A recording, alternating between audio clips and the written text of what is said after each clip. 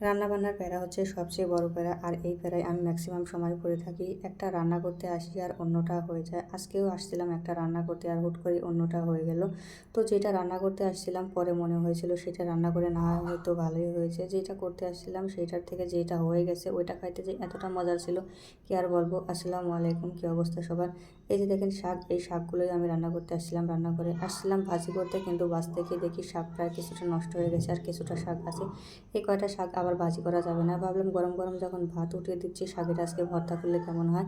এর আগে আমি কখনো কিন্তু এই লাল শাকের ভর্তা খাইনি, আর লাল শাক কীভাবে ভর্তা করতে হয় সেটাও আমি জানতাম না। ভাতের মধ্যে দিলে তো আবার একেবারে লাল হয়ে যাবে ভাতগুলো। তো এই ছাঁকনিটা যে দেখছেন রাইস কুকারের, এটা শুধু আমি কিনেই রাখেছি, এর আগে কখনো আমি ব্যবহার করিনি। ভাবলাম আজকে ছাঁকনির উপর দিয়েই আমি শাকগুলোকে সিদ্ধ করবো। তো ছাঁকনির উপরে দিয়ে আমি কিছুটা লবণ দিয়ে দিলাম আর তারপর ঢাকনাটা দিয়ে দিলাম। এদিকে আমি মাছগুলো ফ্রিজ থেকে বের করে নিয়েছি। ওই যে আমি মাছগুলো একটা একটা করে রাখছিলাম, এখন আমি ইচ্ছা মতন বের করে নিয়ে রান্না করতে পারি। তো একটা মন চাইলে একটা, দুইটা মন চাইলে দুইটা, আমার তো ওখানে চারটা লাগবে, আমি চারটা বের করে নিয়েছি। তারপর সুন্দর মতন ধুয়ে নিয়ে ভেজে ভুজে নিলাম মাছগুলো। আর তারপরে এই যে এদিকে দেখেন মশলাটা আমি আগে থাকতে কষিয়ে রাখছি। আসলে কষানো মশলার স্বাদটা কিন্তু ভালো লাগে, আগে থাকতে মাখিয়ে রাখলে এই মশলাটা সুন্দর গলে যায় আর সুন্দর মনে হয় যেন বাটা মশলার তরকারি রান্না করছি।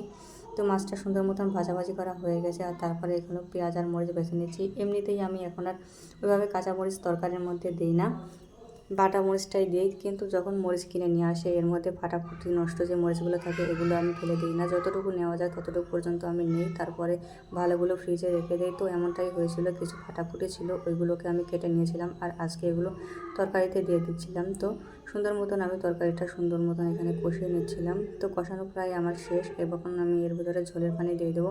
এখন যেহেতু আমি রান্না করছি রাতের বেলা, সকালবেলা তো একবার জাল করতে হবে, যে কারণে একটু বেশি করে পানি দিয়ে দিলাম। তো সুন্দর মতন আমি এর মধ্যে পানি দিয়ে দেওয়ার পরে বলকটা চলে আসছে, আর তারপরে আমি মাছটা দিয়ে দিয়েছি। এখনও পর্যন্ত আমি ঢাকনা দিইনি, মাছটা দিয়ে দেওয়ার পরে আমি ঢাকনাটা দিয়ে দেবো। তারপরে এই যে দেখেন আমার তরকারিটা হয়ে গেছে, মনে হচ্ছে যেন অনেক ঝোল আছে, কিন্তু বলকটা থেমে যাওয়ার পরে বুঝতে পারবেন আসলে ঝোলটা কিন্তু পরিমাণ মতোই আছে। এই যে দেখেন ঝোলটা এই পরিমাণই আছে। সকালবেলা তো একবার জাল করতে হবে, নয়তো আবার একেবারে শুকিয়ে পুরপুরি হয়ে যাবে, সেই কারণে এতটুকু রেখে দিলাম। এদিকে ভাত আমার হওয়ার শেষের দিকে, কিন্তু আমি ভর্তা করার জন্য কাঁচামরিচ দেবো এইটাই ভুলে গেছি। তো তারপরে গিয়ে আমি কাঁচামরিচ দিয়ে দিলাম, আর ফাইনালি আমার কিন্তু কাঁচামরিচ শাক সব কিছু সেদ্ধ হয়ে গেছে। এগুলো এখন আমি নামিয়ে নেব। এই যে দেখেন নামিয়ে নিলাম প্লেটে, আর প্লেটে নামানোর পরে দেখি শাকের মধ্যে থেকে কতটা পানি ছেড়ে দিয়েছে। তো পানিটুকু আমি সেঁকে নিলাম। এই যে এতটা পানি, আর ভাতের মধ্যে দেখেন কিছুটা পড়েছে, যেখানে পড়েছে সেখানে আবার লালচে হয়ে গেছে। তো শাকটা আমি ভর্তা করে নেবো। এখানে আমি 3টা মরিচ দিয়েছিলাম, 3টা মরিচ লাগবে না, কারণ এতটুকু শাকের জন্য 3টা মরিচ দিলে একেবারে অতিরিক্ত ঝাল হয়ে যাবে, আর শাক ভর্তা বেশি ঝাল হলে কিন্তু খাওয়া যায় না। তো 2টা মরিচ দিয়ে আমি ভর্তা করে নিয়েছি, আর একটা মরিচ আমি এখানে রেখে দেবো। তো সুন্দর মতন আমি এটাকে চটকে ভর্তা করে নিলাম। ভর্তা করে আমার মোটামুটি হয়ে গেছে, একেবারে অতটুকু ভর্তা হয়েছে দেখেন। আর ভাজি করলে কতটুকু হয়তো বলেন তো? আমার মেয়েরও খাওয়া হতো না। যাই হোক, আপনাদের ভাইয়ার জন্য কিছুটা রেখে দিলাম, আর বাদ বাকি নিয়ে আমরা মা মেয়ে বসে পড়লাম খাওয়ার জন্য। খাইতে যে এত পরিমাণে ভালো লাগছিলো কী আর বলবো। আমার মেয়ে তো প্রথমে খাইতেই চাচ্ছিল না, তারপরে এসে তো ও শুধু ভর্তা দিয়েই খাচ্ছিলো, অন্য কোনো তরকারি নিতে চাচ্ছিল না। তো আমরা মা মেয়ে খাচ্ছিলাম। আজকের মতন এ পর্যন্তই, সবাই ভালো থাকবেন, আল্লাহ হাফেজ।